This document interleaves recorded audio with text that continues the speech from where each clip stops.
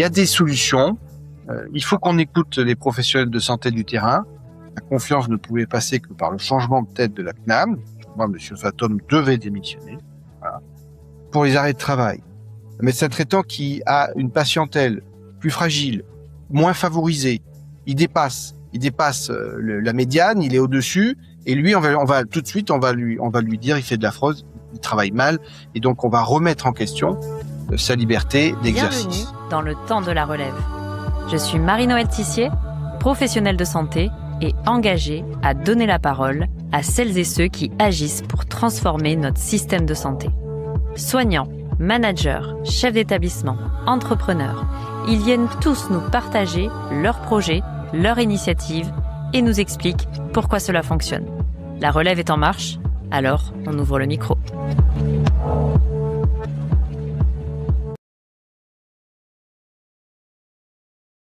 Est-ce qu'on peut encore exercer librement en tant que médecin en France en 2026 ?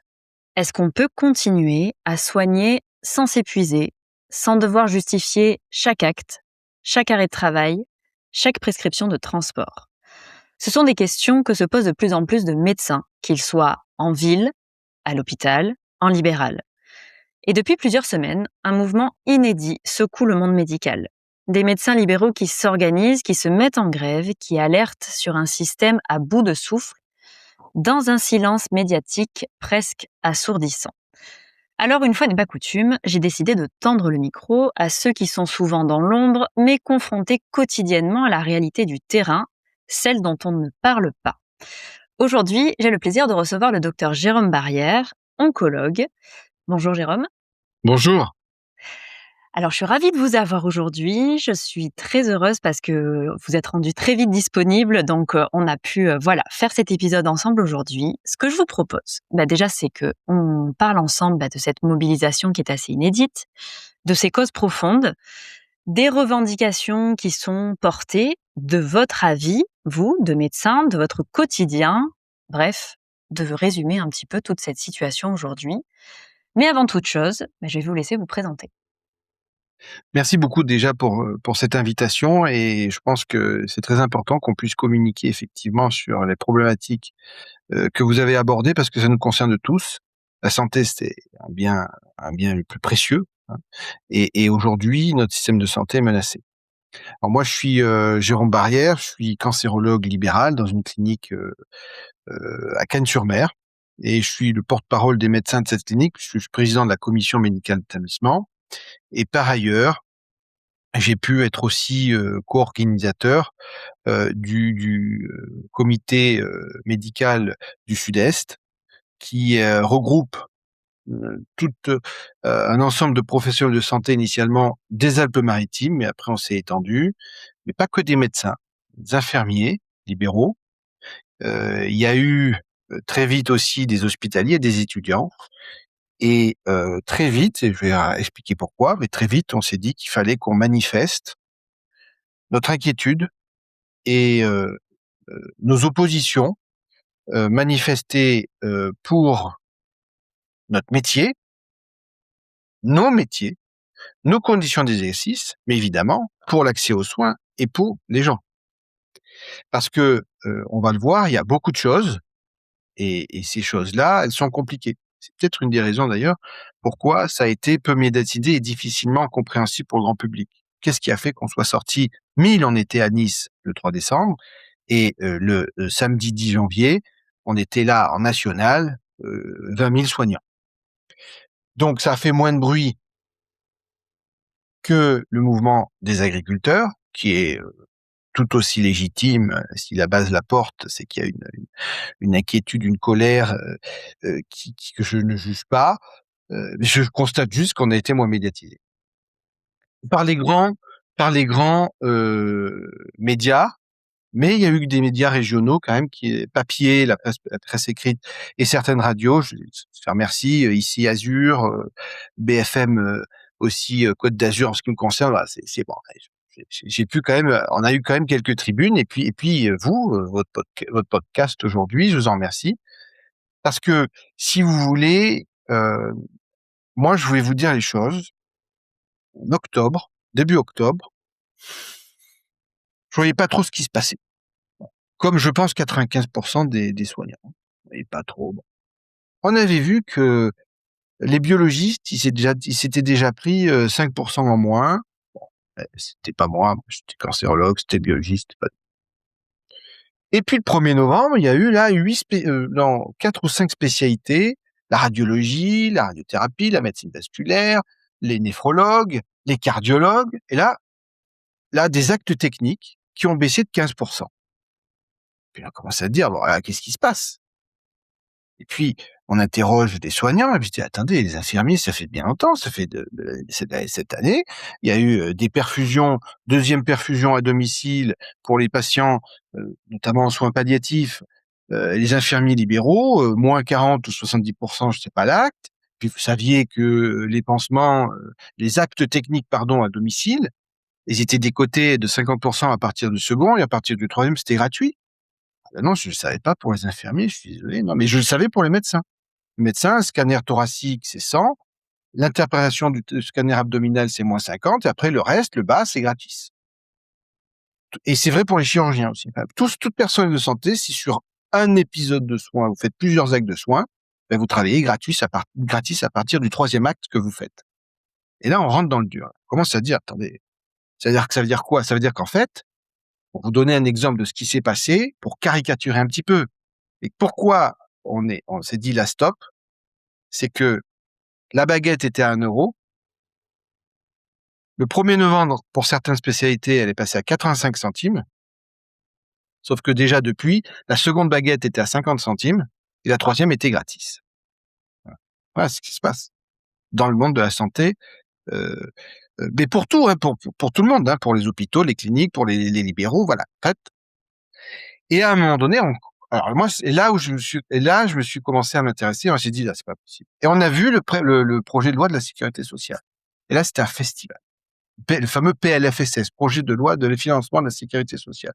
C'est un festival parce que là, c'était taxe secteur 1, taxe secteur 2, limitation du secteur 3. On pourra en revenir. C'est-à-dire on exclut du champ de remboursement les patients qui vont voir ces médecins par choix.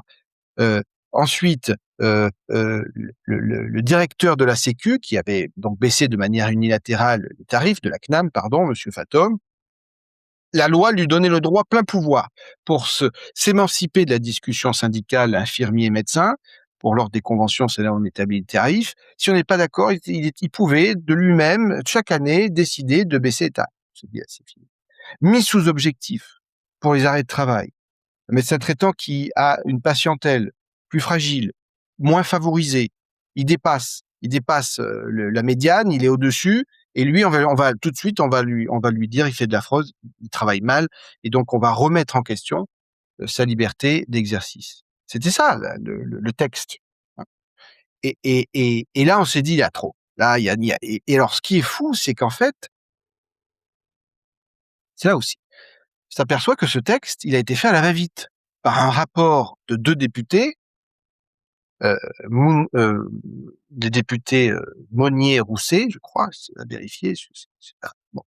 Eh bien, ça a été un rapport et donc, le gouvernement Bayrou, avant de sauter, il s'est dit, bon, on va prendre ce truc, tac, on va leur mettre pour le PLFSS, on n'a pas le temps, de toute façon, on saute en septembre, donc c'est plus notre affaire. C'est passé comme ça. D'ailleurs, le ministre de la Santé, qui était Monsieur Neuder, il a pas voulu, il a démissionné, et dire, moi, je reviens plus là-dedans parce que ce truc-là ne me convient pas.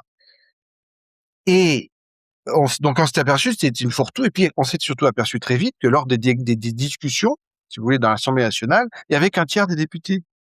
À la première lecture, les élus, ils sont pas tous spécialisés, donc ils sont en commission, etc. Pour créer le texte, il faut discuter les articles. Mais pour voter chaque article sont votés, il y avait qu'1 tiers des députés. Et quand on disait à ceux qui étaient pas là, mais qu'est-ce que vous faites? Vous êtes pas là? Mais ils disaient, mais moi, c'est trop compliqué pour moi. Je vous jure, c'est vrai, hein. C'est trop complexe. On fait confiance à ceux qui s'y connaissent dans notre parti. Après, on suivra la consigne du parti. D'accord? Et on est arrivé à des situations où, au sein d'un parti, je vous donne par exemple Horizon, hein, moi, je suis pas militant politique, je vous le dis parce que, voilà, hein. Horizon, à l'Assemblée nationale, ils ont voté pour, et au Sénat, ils ont voté contre. Donc en fait, il y a plus, enfin, on est non. Là, on s'est dit c'est pas possible. Il faut qu'on manifeste absolument pour vous voir au moins, parce que si vous dites pas que vous êtes en grève, il y a personne qui va venir vous voir si vous êtes content ou pas. Donc si vous dites, oh, écoutez, là, on est 10 établissements de santé, c'est comme ça que ça s'est passé. Les 10 cliniques du 06, tant pis si les autres ne suivent pas, on les appelle, mais les syndicats ils étaient pas d'accord au début, c'est pas grave, on y va quand même. Il se passe quelque chose. Donc après, vous avez Nice Matin, et puis après, vous faites du contenu, vous écrivez pour WhatsApp Doc, vous écrivez pour Egora, pour le quotidien du médecin, et vous prenez votre casquette et de pèlerin et vous essayez d'expliquer pourquoi. Et donc, la grève en elle-même n'est qu'un prétexte pour faire passer des messages. Il n'y avait eu Et aucune concertation à ce moment-là? C'est-à-dire qu'à non, aucun moment, non, un à collectif aucun de moment, médecins, un syndicat a été, sollicité pour dire: «Attendez, voilà, on a une baisse des tarifs qui va être annoncée», aucun. On a alerté, ils ont alerté, dire attention, ça va pas, machin, etc. On n'est pas d'accord, etc. Mais de toute façon, ça se passe toujours comme ça en France. On fait monter, puis quand ça pète, on dit ah bah ouais, mais finalement, parce que vous allez voir la conclusion.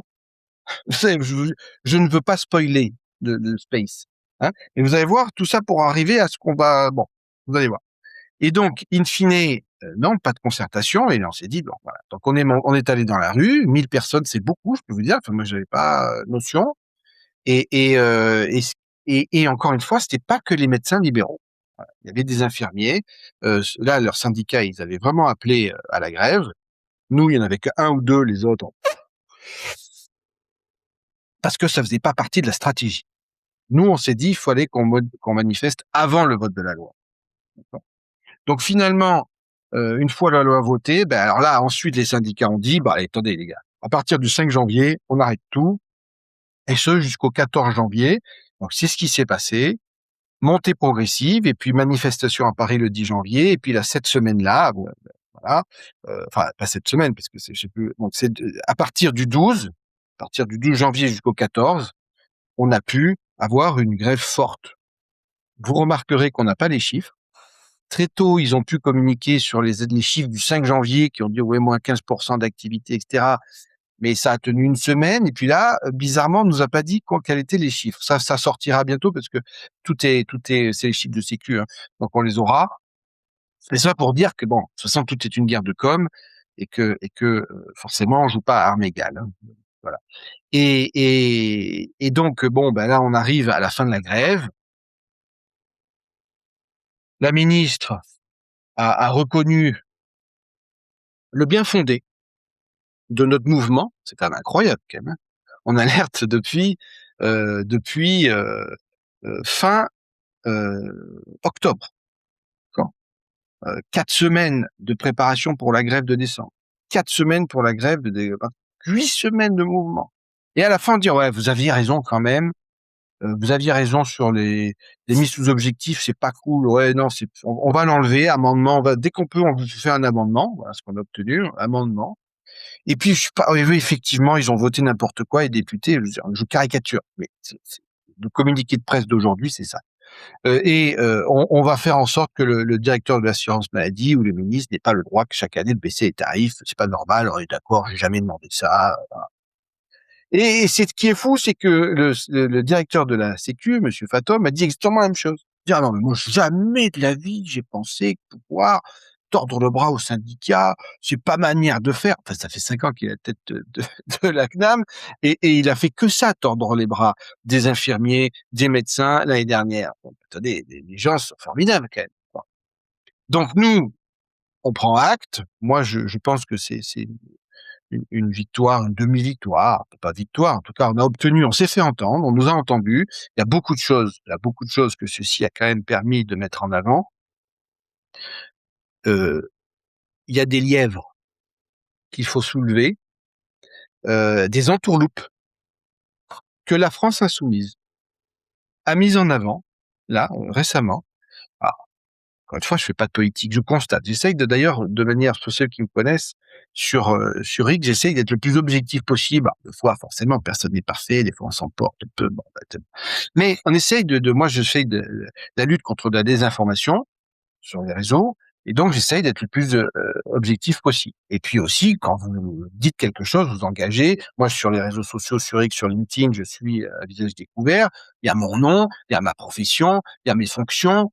Donc, je peux pas dire n'importe quoi. Si je dis n'importe quoi, mes collègues vont me dire tu débloques. Bon, donc, je suis quand même tenu. Bon. Donc, je constate que LFI a levé un lièvre, mais déjà levé dans certains articles. Mais, ils ont levé que l'ONDAM, qui est l'objectif national des dépenses d'assurance maladie, qui fixe l'enveloppe annuelle pour la santé. Vous savez qu'au début, c'était plus 1%, et puis on a dit non, c'est pas possible. Et puis finalement, le gouvernement a négocié avec les socialistes pour que, ok, et les écologistes, bon, on va avoir leur voix pour voter le PLFSS, on va mettre le paquet, on va mettre 3% d'ONDAM. Déjà, nous, on disait que c'était pas assez avant.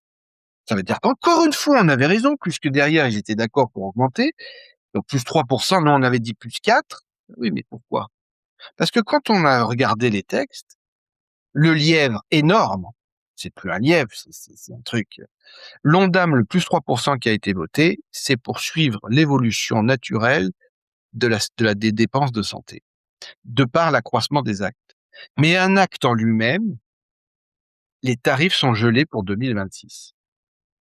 On va dire, mais bon, alors c'est pareil, c'est pas grave, 2026, 2025, c'est pareil, une chimio, elle va pas être payée plus cher, c'est pas très grave, c'est le même produit. Mais non. Parce que ça veut dire quoi? Ça veut dire qu'un établissement de santé qui a activité égale, il fait la même chose en 2026 qu'en 2025. S'il fait la même chose, comme les actes n'ont pas évolué, il sera payé pareil. D'accord? C'est la T2A, la paiement à l'acte. Oui, mais sauf qu'en 2026, le coût de la vie va augmenter. Donc, si les actes ne suivent pas l'évolution ne serait-ce que de l'inflation, eh bien, un établissement de santé, il en est pour sa poche de 2%. Sauf que contrairement à ce qu'on croit, les établissements de santé, même les cliniques, elles n'ont pas une rentabilité de 10%. Donc, on a déjà 50% des établissements de santé privés, on en a 1000 en France, donc on en a 500 qui sont déjà en déficit. Les hôpitaux, ils sont quasiment tous en déficit. D'accord. Les hôpitaux, c'est pas grave, parce que bon, les ARS, elles donnent un peu plus, bon, on se débrouille, et puis bon, bah, on fait des emprunts pour les hôpitaux, de toute façon, on va pas fermer les hôpitaux. Les cliniques, on peut. Donc, accès aux soins menacés, encore une fois. Libre choix de où on veut se faire traiter, encore une fois menacé, parce qu'en fait, on s'est fait entourlouper. Parce que les actes, ils sont... Donc, pour qu'un établissement continue à vivre et à pouvoir continuer à suivre l'inflation, il faut qu'il se développe, il faut qu'il crée de l'acte. Et donc, c'est forcément, potentiellement, au détriment d'autres. C'est la fameuse T2A. Voilà, On est d'accord. exactement. Il y a d'autres choses, pardon, et après, on fait l'échange. Moi, il y a une chose qui nous permet, ce temps de parole nous permet de dire qu'il est scandaleux que des actes soient faits à perte. Et ça, c'est une vraie menace. C'est concret pour les gens. Vous avez un nodule du poumon, on dirait qu'il est cancéreux, il faut faire une biopsie pour savoir ce que c'est. Une biopsie, c'est assez simple, c'est une anesthésie, on met une aiguille, on ressort l'aiguille, ça prend 10 minutes sous scanner.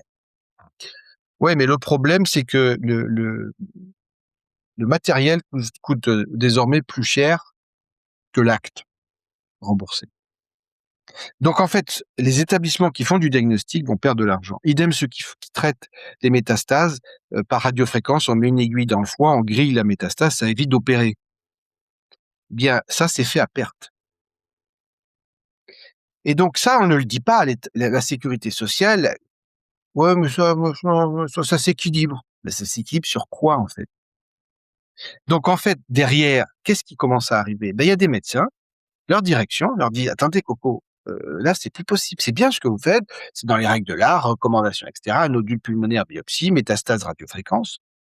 Sauf qu'aujourd'hui, ce qui se passe, c'est qu'il y a des établissements de santé qui disent soit vous continuez à faire ça et on ferme d'autres choses, soit vous adaptez, vous allez opérer maintenant.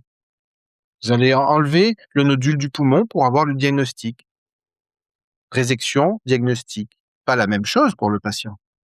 Mais c'est pour illustrer ce que ça veut dire concrètement, le fait qu'un acte ne soit pas revalorisé à sa juste valeur. C'est que ça met les gens en danger, potentiellement, plus de risques de se faire opérer qu'une biopsie. Mais après, s'il n'y a pas le choix, il n'y a pas le choix. Et c'est là où on se déclasse complètement sur le plan du marché mondial. Je vous laisse parler. Mais c'est important parce que sinon on comprend pas pourquoi. Et puis je vous dis, c'est une cocotte minute. Et donc tout ça, il faut le crier maintenant. Ben maintenant, on en profite. De toute façon, on s'était dit, il faut qu'on décortique durant cet épisode. On a le temps, ce qu'on n'a pas souvent, notamment dans certains médias. Le but est aussi que tout le monde puisse bien comprendre, puisqu'on entend, et je suis d'accord avec vous, hein, beaucoup de choses fausses. Euh, il est important, je pense, de remettre tout dans le contexte pour que tous les auditeurs, soignants, médecins, infirmiers, cadres, etc., tous ces professionnels de la santé comprennent ce qui se joue aujourd'hui. Moi, je voudrais revenir à vous, à votre parcours. Vous, vous êtes oncologue, vous Mmh. êtes en statut libéral. Ouais. Qu'est-ce que ça veut dire? Vous savez, je suis Comment ça se passe pour vous? C'est-à-dire, vous travaillez dans une clinique, oui. heu, mais la Donc ça clinique veut ne dire vous verse pas de concrètement salaire. alors ça veut dire que concrètement, je n'ai pas je ne suis pas salarié, petit 1, donc je n'ai pas de hiérarchie D'accord. administrative. J'ai Vous ne travaillez pas, vous n'avez pas de rentrée d'argent. comment? Vous ne travaillez pas, par exemple, Voilà, pendant vos voilà, c'est vacances, ça. pas de salaire. Si je ne suis pas remplacé, mes patients ne sont pas traités. Mmh. Donc si je pour partir en vacances, il faut que je sois remplacé, puisqu'il y a une continuité des soins. On va pas laisser les gens sans chimio, par exemple, en ce qui me concerne. Donc il faut qu'il y ait des gens qui soient sur place pour pouvoir me remplacer si je veux partir en vacances. Et si je ne fais pas d'acte, si je suis malade, si voilà, je n'ai pas de rentrée d'argent. Si je prends des vacances, si j'ai pas de remplaçant pour faire des consultations, je n'ai pas de rentrée d'argent. Et tout ça s'équilibre, donc c'est un choix. Bon. Donc ça, c'est effectivement, on n'est pas voilà. On doit prendre une assurance, personnelle, de prévoyance parce que n'en est pas du tout couvert. On a un temps de carence, de délai de carence, de 3 mois, je crois, on ne peut pas payer sinon, 90 jours. Hem et hem et on est des chefs d'entreprise, en fait. Parce qu'on doit gérer un local. Est-ce qu'on le loue? Est-ce qu'on l'achète? Charges. C'est nous qui payons notre électricité, taxes d'habitation, taxes foncières. On paye nos salariés. Alors, ça peut être une aide opératoire pour un chirurgien. En ce qui nous concerne, c'est des assistantes médicales. On a une IPA aussi, une infirmière pratique avancée dans notre équipe, puisqu'on est 3 radiothérapeutes. Il y a 2 radiothérapeutes en oncologie médicale et un médecin interniste qui s'occupe des patients hospitalisés, parce qu'on s'occupe dans notre établissement. On a décidé de ne pas déléguer les patients hospitalisés d'oncologie pour pouvoir avoir la main sur la prise en charge. Tout ça, c'est une équipe de 4 médecins, de 4 assistants médicaux et une IPA. Donc on est 9 dans notre petite dans TPME. Donc tout ce qui est taxes sur les salaires, taxes foncières, tout ça on connaît. Hein. L'URSSAF on connaît et ça tombe. Hein. Voilà, ça je peux vous dire que voilà. Hein. Et donc mais encore une fois, attention, hein, c'est un choix, d'accord? On a une direction hospitalière dans la clinique qui nous impose forcément de travailler dans les règles de l'art, mais encore une fois, on n'est pas là, on pointe pas. Si je veux pas travailler le vendredi après-midi parce qu'on a prévu aujourd'hui de se voir, il y a personne qui va me dire t'as pas le droit de le faire ou quoi que ce soit. Vous voyez ce que je veux dire? Donc euh, donc c'est ça que ça veut dire. Mais en termes de prise en charge, si vous voulez, pour le patient, lui, c'est transparent parce que la consultation, il la paye comme s'il payait une consultation hospitalière et sa chimiothérapie, il la paye pas, sa radiothérapie, il la paye pas. Ils sont à 100. Il y a pas de voilà. Moi, j'ai une activité libérale en secteur 2, mais 90 de mon activité, c'est du secteur 1 et le secteur 2, c'est pour les surveillances. Et moi, je fais le reste à charge zéro, c'est-à-dire qu'il y a une mutuelle. Si le patient n'a pas de mutuelle, il y a pas de dépassement. Ah, est-ce que Heu, juste moi je fais une parenthèse là sur mmh, secteur 1, secteur 2, secteur 3. Est-ce mmh, que très rapidement, pour mmh. ceux qui ne sont pas très au clair sur qu'est-ce que le secteur 1, le secteur 2, le secteur 3, vous pouvez juste nous expliquer ça rapidement? Secteur 1, c'est les médecins qui sont payés, uniquement par, la Caisse nationale d'assurance maladie. Donc c'est elle qui fixe ses tarifs, exemple de Ouais, la consultation. c'est ça OK. et les actes et ils n'ont pas le droit de faire de complément d'honoraires. Je préfère le mot complément à dépassement. C'est une petite sémiologie, qu'on a appris à développer, mais ça a tout son sens, puisqu'on a des honoraires et en fait, le patient parce qu'on nous dit: «Vous êtes salarié de la sécu». Non, on a des honoraires. Il y a 2 systèmes d'assurantiels en France. Celui qui a le monopole, c'est la sécu, mais il y a aussi tout le système assurantiel des mutuelles, des assurances privées, et cetera, qui sont en concurrence, entre elles. Et et si vous voulez et après il y a le patient qui reste à charge. Donc le secteur 1, il n'y a pas de dépassement, il n'y a pas de complément.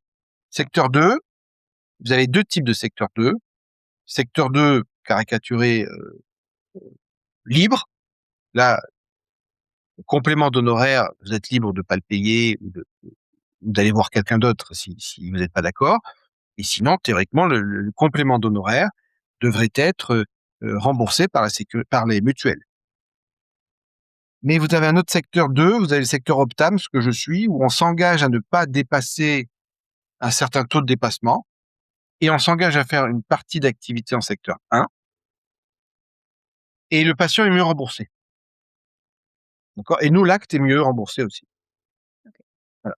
Donc c'est du gagnant-gagnant. Et ça, ce secteur-là, il a été aussi mis à mal par, j'en ai pas parlé, mais a été mise à mal cette année parce que chaque année, la Sécu, elle baisse les objectifs jusqu'à ce que finalement, ils amènent le secteur 2 Optam vers le secteur 1 parce que c'est pas tenable et donc en secteur 1, il y a beaucoup de spécialités qui peuvent pas tenir.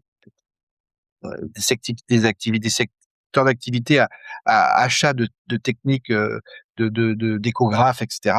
Et donc, et vu les charges, les cabinets, etc. Moi, j'ai plein de collègues qui m'ont dit, moi, si on m'enlève l'Optam, voilà, si je repasse en secteur 1, je ferme. Je peux pas. Accès Donc aux soins un vrai souci de rentabilité, clairement. Donc, oui, bien sûr, bien sûr. voilà.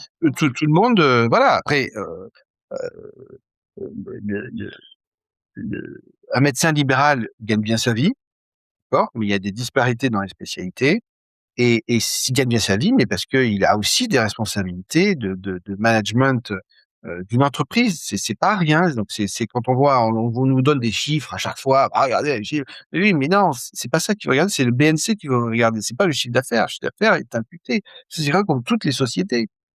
Et après vous avez le secteur 3 où là, il y a des médecins qui n'ont pas eu confiance en la convention. Ils se sont dit: «Moi, je veux pas faire de trucs, de commencer du marchandage. J'ai plus confiance en la sécu. Je sors, je demande plus de remboursement de mes consultations. Je suis disponible, je suis taisé, je suis disponible pour les patients. Mais oui, ça coûtera 60 € la consultation, le patient devra payer 60 €. Il Et là, sera les pas mutuelles remboursé. ne rentrent pas du tout en jeu? Et les renturiers, non, parce que la base de sécu, c'est 1 €, donc les mutuelles sont en pourcentage de la sécu, donc elles rentrent pas en jeu. Et là, jusqu'à présent, un médecin qui était en secteur 3, qui prescrivait quelque chose, ce qui était prescrit, le médicament était remboursé. Et depuis cette année, c'est plus remboursé. D'accord? Et c'est ça qui cause un vrai problème aussi. Et nous, ce qu'on met en avant aussi, parce qu'on a été attaqué sur le secteur 2, il y en a qui veulent le supprimer, enfin, sans se poser la question de l'équilibre. Et pourquoi il y a le secteur 2? Parce qu'ils voient qu'il augmente, mais c'est parce que les tarifs sécu secteur 2 n'ont pas bougé. Et donc, comme la vie augmente, forcément, il faut un complément pour pouvoir tenir. Et ce secteur 2, si vous voulez, il faut savoir combien ça coûte, globalement. Ça coûte 4 milliards à peu près.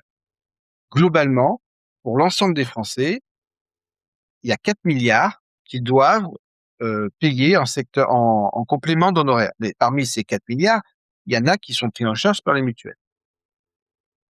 Et nous, ce qu'on dit, mais attendez, 4 milliards, c'est beaucoup, oui, mais ça fait combien par rapport au volume de les mutuelles? Mutuelles, c'est 44 milliards de chiffre d'affaires. 10%, c'est 10% du chiffre d'affaires global des mutuelles. Oui, mais les mutuelles, elles font des remboursements. Oui, d'accord. Mais alors, quels sont leurs frais de fonctionnement? C'est 20%. C'est 8 à 9 milliards. Frais de fonctionnement et de publicité. Elles sont en concurrence entre elles. D'accord? On aurait une grande sécu. Ça avait été on en avait, je crois que c'est Olivier Véran qui en avait parlé de cette grande sécu. La sécurité sociale, frais de fonctionnement, je dirais une bêtise, mais c'est 14 milliards, je crois. À vérifier ce chiffre, hein, j'aime pas dire les bêtises. Mais ce que j'ai retenu, c'est que si on enlevait les mutuelles, on gagnerait 5 milliards. Alors pourquoi on les enlève pas? Si on faisait une grande sécu, ça fait économiser 5 milliards. C'est exactement le montant des dépassements d'honoraires. Voilà. Parce que ça coûte quand même énormément d'argent. Alors, vous êtes comme moi, vous êtes, voilà, en statut libéral. Moi, je suis aussi ma propre chef d'entreprise, donc moi, j'ai une mutuelle qui n'est pas remboursée en partie par mon employeur, comme beaucoup de salariés. Donc moi, je paye, une somme, exorbitante par mois et pour toute ma famille. Les entreprises sont obligées d'avoir cette fameuse part mutuelle pour leurs salariés, donc ça coûte aussi de Ce qu'on l'argent. fait pour nos salariés. Exactement. C'est vrai qu'on peut se poser la question, mais en fait, pourquoi ces mutuelles existent? Finalement, Oui, les, X je suis d'accord. euros que chaque, on va dire Français met par mois dans sa mutuelle, pourrait finalement les mettre dans une grande sécu, puis on n'aurait plus de Absolument, difficulté à voilà, à être absolument, remboursé dans nos soins. absolument. Mais derrière, vous savez que c'est la mutualité a un pouvoir gigantesque. Vous avez un truc qui fait 44 milliards. Donc je peux vous dire qu'il y a les secteurs 3. Je vous jure, vous allez voir l'article de loi, il y a écrit: «Article de loi porté par la Mutualité française». Donc C'est si vous voulez, il y a tout un lobby parce qu'en fait, il faut savoir que la loi quand même alors à leur décharge, la loi a prévu que les mutuelles ne pouvaient pas compléter, ne pouvaient pas rembourser jusqu'à un certain niveau de complément d'honoraires. Ils ont limité ça. Donc s'il y a un reste à charge, c'est à cause de la loi qui a limité que les complémentaires, remboursent, à hauteur de ce qu'il faudrait rembourser. Après attention, hein, moi on a dit qu'on se disait tout, heu, je suis conscient qu'il y a des abus, d'accord? Il y a des abus, avec des compléments d'honoraires qui, de manière très objective, sont disproportionnés. Et quand vous demandez aux médecins qui font ce genre de dépassement, vous leur demandez: «Mais quand même, tiens, mais attends, heu, si tu regardes véritablement mon expertise, le risque que je prends, le coût que ça me fait et que quand je regarde par rapport au monde, au global, bah, je suis hyper concurrentiel». Et quand vous regardez, même ceux qui dépassent beaucoup, eh ben, on est en dessous, en général, du vrai prix. Tout ça pour vous dire que je suis pas là pour justifier, je vous dis je dis moi-même qu'il y a des excès. Mais ces excès, il faut peut-être les limiter. Voilà, ça je suis d'accord. Mais il faut quand même sortir de la bulle, du mirage que, depuis des années on nous fait croire que la santé, heu heu, est au coût qui est remboursé. C'est pas vrai. Il y a plein de choses qui sont pas remboursées malheureusement. Il y a des consultations de psychologues qui sont pas remboursées, de diététiques qui sont pas remboursées, heu et donc c'est des professionnels de santé qui ne vivent que par, quelquefois, les mutuelles. Vous voyez? Il faut le reconnaître. Vous avez des paniers de soins qui sont remboursés. Il y a des ostéopathes aussi, par exemple, hein, bon, on peut être pour ou contre, je sais pas, c'est pas la question d'aujourd'hui, mais il y a des spécialités de santé, des spécialistes de santé qui ne sont remboursés que grâce aussi aux mutuelles. La sécurité sociale, c'est complètement chargé. Le dentaire, personne ne se personne se dit que c'est normal dans un truc 8 000 € pour se refaire la façade. Enfin, donc donc il y a aussi une éducation de la santé à faire. Il y a aussi une responsabilisation, je pense, parce qu'on voit que ce système arrive à bout de souffle. Il y a des économies forcément à faire. Il y a des choses peut-être qui sont payées trop. Il y a des choses qui sont, je vous l'ai montré, qui sont pas payées assez. Il y a des gens qui abusent du système de santé. Il y a des gens qui vont voir, pardon, il faut le dire, mais ça les politiques ne le diront pas parce que ce sont des électeurs. Il y a des gens qui vont voir le médecin pour rien, d'accord? Des gens qui, «Ah, qu'est-ce que c'est? J'ai un truc là, qu'est-ce» non, j'ai le nez qui coule, machin, je veux un arrêt de travail parce que demain j'ai ma fille, machin, tac, elle est malade, elle va pas à l'école. Faut revoir aussi tout ce qui est les certificats médicaux. Il y a un collègue qui s'est battu, généraliste, qui fait du bon boulot, sur ça, qui cherche, à limiter ça, ben, il faut les écouter, il faut écouter le terrain, on n'écoute pas le terrain. Non, je dis pas que le terrain est forcément tout le temps, vertueux, mais aujourd'hui tout est piloté par une hyper administration, on ne fait pas confiance. C'était ça, donc si on veut résumer aussi la mise sous objectif, les sanctions, si vous n'allez pas travailler 2 jours dans les déserts médicaux, mais j'y vais dans les déserts médicaux et alors je lui ai dit: «Où l'ordinateur?» «Bah, c'est votre ordinateur». «D'accord, et le dossier médical?» «Ben, on en a pas, le dossier médical». Rien n'est organisé, mais si vous y allez pas, c'est 1 000 € la journée de sanctions. Non, il y a un vrai ras-le-bol de ce système qui dirige tout, d'en haut.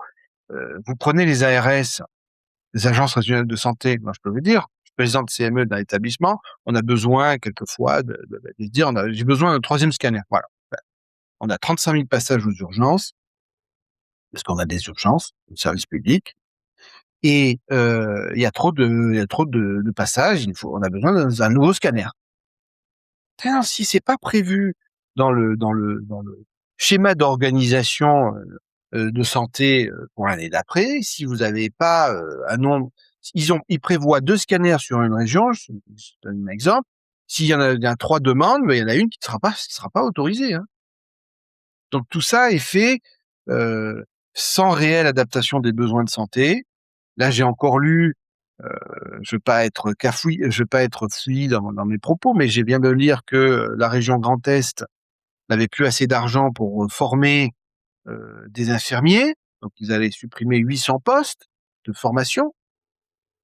La Bretagne, 300, c'est 16% des effectifs, c'est énorme. Là, il faudrait former plus d'infirmiers, sachant qu'on sait que les infirmiers, il y a 20% qui terminent pas leurs études et après il y a encore un pourcentage non négligeable qui arrête par burn-out, ou surcharge, parce qu'ils ne sait pas du tout ce pourquoi ils avaient signé. Eh beh, on en forme moins, donc on va droit dans le mur. Voilà. Donc il faut que tout ça soit dit.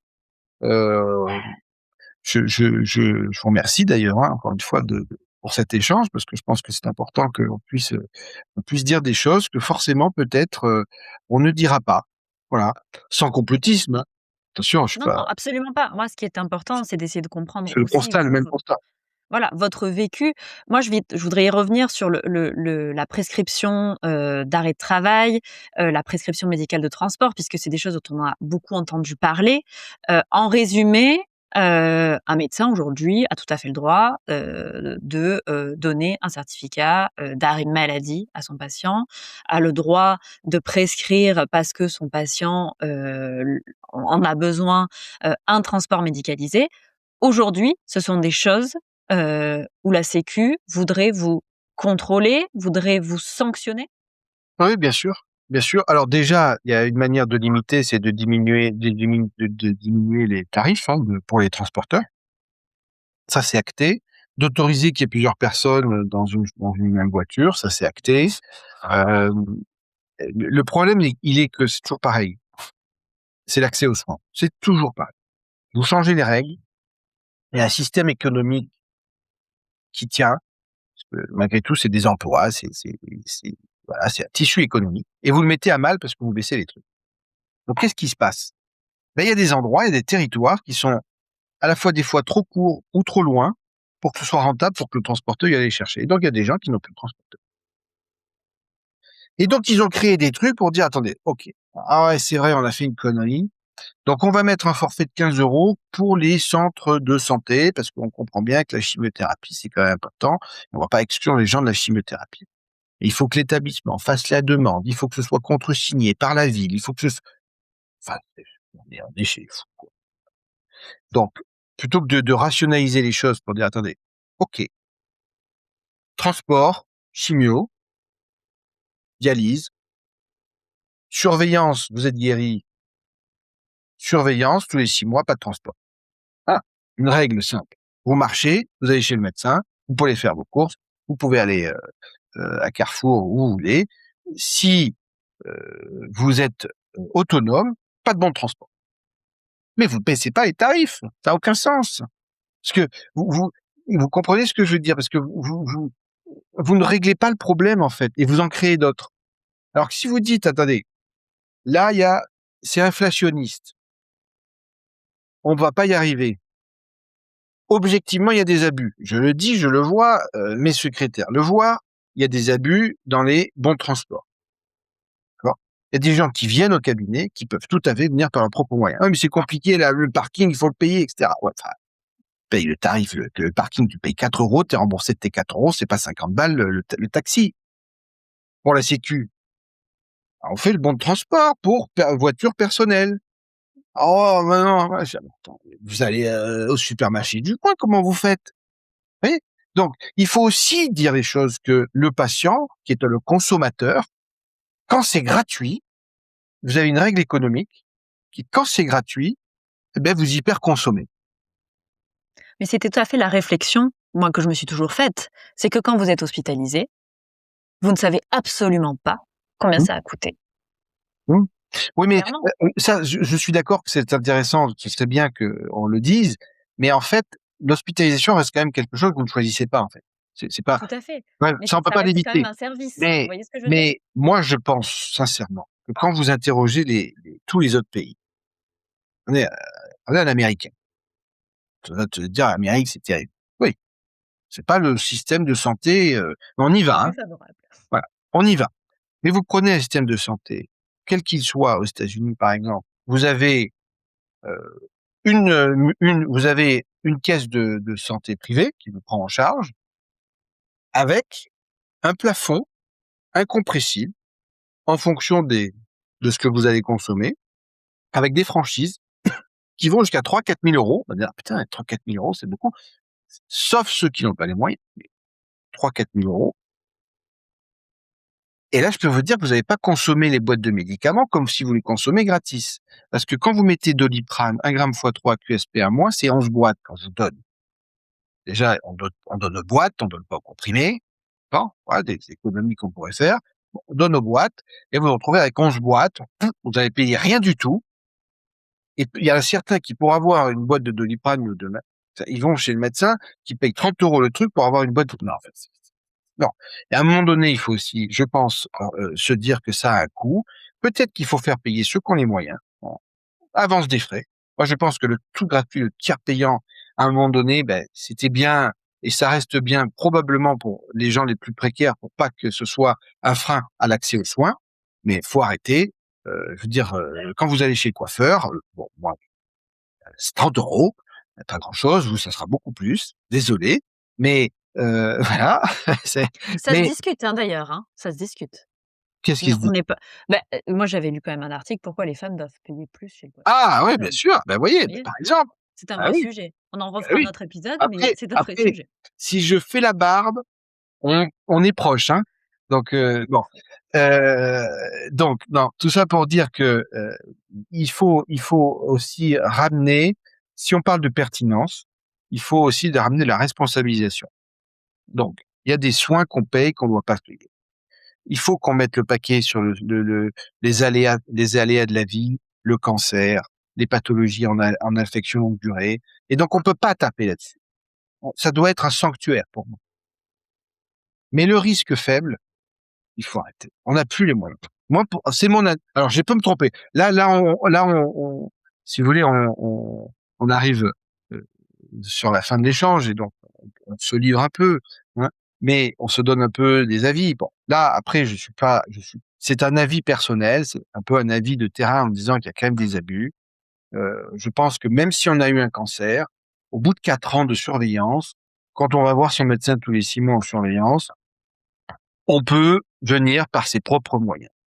Et il y en a beaucoup quand même, il y a beaucoup de gens qui viennent par leurs propres moyens. Mais vous avez des gens qui sont pas contents parce qu'on leur refuse leur bon de transport. Voilà. C'est une réalité. Pour l'avoir Mmh. vécu moi aussi en service de dialyse, Ah oui. je suis je comprends très bien. Jérôme, moi j'ai une question puisque là on enregistre, on est le 16 janvier pour les auditeurs. Cet épisode, il sortira d'ici quelques jours. Aujourd'hui, qu'est-ce qui est acté? Alors, ce qui est acté, c'est la suppression, enfin, heu, des amendements, si vous voulez, heu, pour essayer de faire en sorte que le MSO, la mise sous objectif sur les heures de travail, soit supprimée, et la décision unilatérale de la CNAM de baisser les tarifs. Donc ça, C'est-à-dire la qu'en gros, la ministre, CNAM devra vous solliciter ouais, avant, c'est ça? devra solliciter les syndicats. Donc, on revient sur une discussion syndicale, ça faisait partie des 2 choses principales. Et après, si vous voulez, ça n'engage, ce qu'on dit quand même, hein, c'est que ça n'engage au jour d'aujourd'hui, peut-être qu'à l'heure de l'enregistrement, dans 6 jours, il y aura plus le même gouvernement. Et on est donc face aussi dans une situation de très grande instabilité, politique qui fait que les engagements n'engagent que ceux qui les font. Et donc, c'est aussi un vrai problème d'avoir laissé passer une loi qui fait loi. Et donc, les gouvernements peuvent faire des amendements, encore faut-il qu'ils soient votés, rien n'est moins sûr. Moi, je reste persuadé que la confiance ne pouvait passer que par le changement de tête de la CNAM. Pour moi, M. Fatome devait démissionner. Voilà. Ça n'a pas été suivi.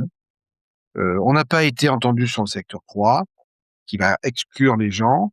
On n'a pas été entendu sur l'ONDAM, qui va faire qu'il y a des services qui vont être menacés. Donc, le compte est loin d'y être, mais en même temps, il faut quand même acter que on a quand même été en partie entendu. Est-ce qu'il y a encore un mouvement grève qui est prévu pour les prochains jours? À l'heure à laquelle on se parle, non. Mais Bon, c'est ça peut revenir très vite. Nous, on a montré avec ce mouvement que la base pouvait se mobiliser très vite, sans consigne syndicale. On a une capacité à faire bouger 10 établissements de santé dans notre territoire, et donc ça peut très bien se propager en disant on les ferme. Ça peut donc. Là, on a quand même montré ce qu'on était capable de faire. Aux syndicats aussi d'écouter. Moi, c'est un appel aussi aux syndicats d'écouter ce que dit la base, pas de rester dans la tour d'ivoire, hein, pas de créer des trucs sans nous consulter, parce que c'est contre-productif. Et derrière, et le risque, c'est qu'on ne les suive pas s'ils continuent à nous dire des choses auxquelles ils donnent des consignes insuivables. On peut très bien dire non. Mais en tout cas, on a quand même. Alors, c'est la force des réseaux sociaux, parce qu'en fait, c'est la force de WhatsApp. Parce que WhatsApp, sans ce WhatsApp, on n'aurait pas pu créer, si vous voulez, ce mouvement. Le WhatsApp, c'est 1024 personnes, je sais pas si vous saviez, et on en a 3-4 groupes de 1024 parce qu'on peut pas dépasser. Si vous aviez des groupes WhatsApp à 100 000 personnes, il y aurait des révolutions tous les jours en France, hein. Je peux vous le dire, c'est difficile de se coordonner.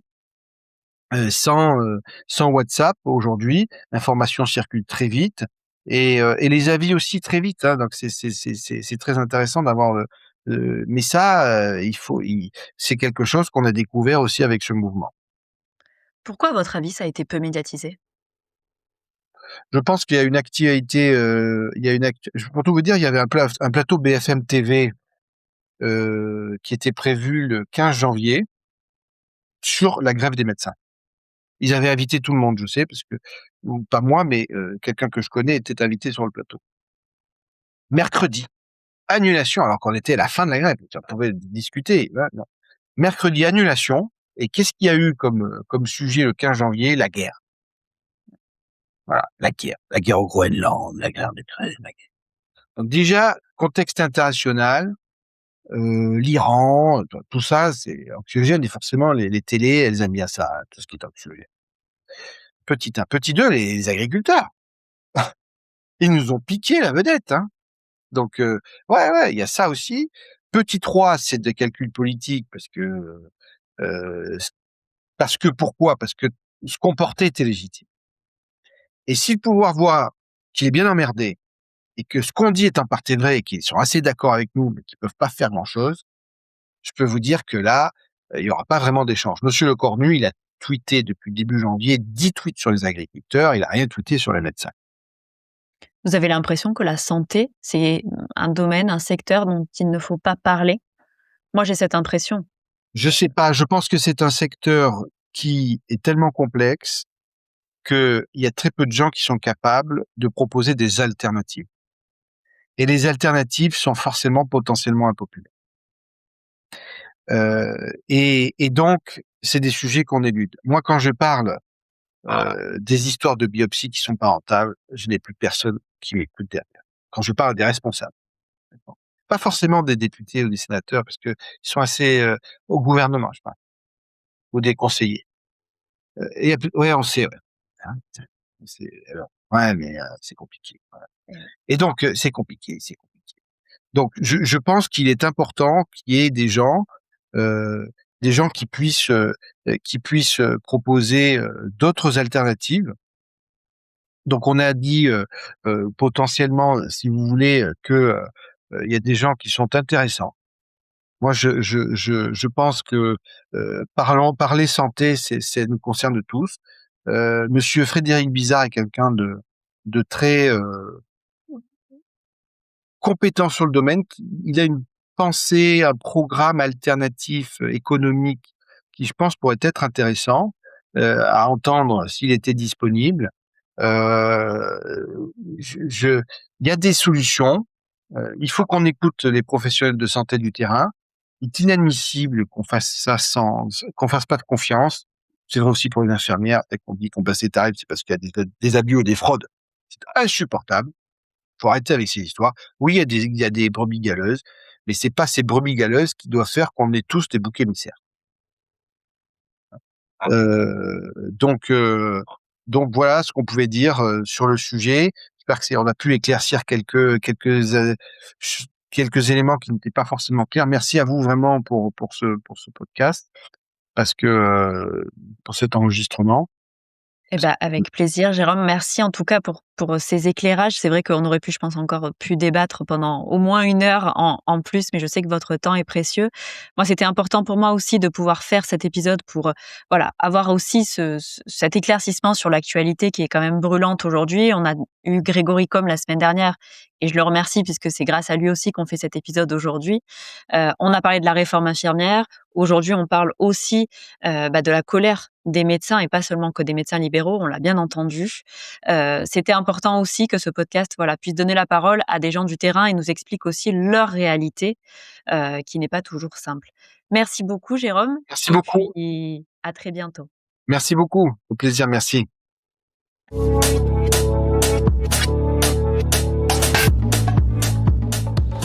Merci d'avoir écouté Le Temps de la Relève. J'espère que cet épisode vous a inspiré et donné des clés pour réfléchir ou agir au quotidien.